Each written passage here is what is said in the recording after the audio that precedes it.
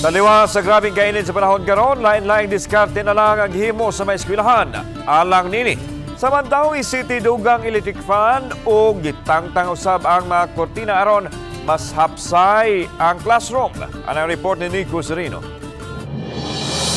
Dugang mga electric fans ang gipuno sa pipila ka mga classroom sa Ibabaw Estancia Elementary School.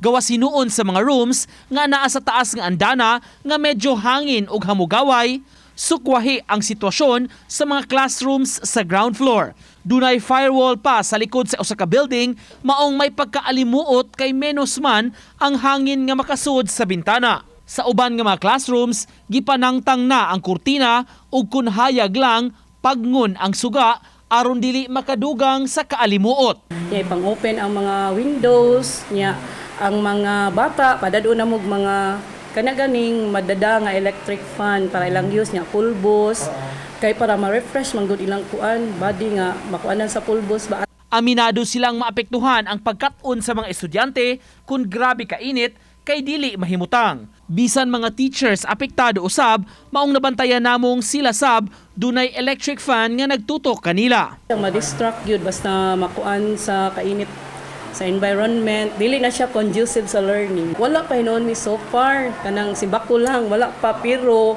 kanang nanagipang ubo. Lain-lain man og diskarte, importante kuno mapadayon ang pag-eskwela karong panahuna. Apan alang kang infante, mubintaha kuno kun mabag-o gyud ang school calendar ug matunong ang panahon sa ting-init o summer nga bakasyon sab alang sa mga eskwelahan. Uban ni Philip Patricio, Nico Sereno, Balitang Bisdak.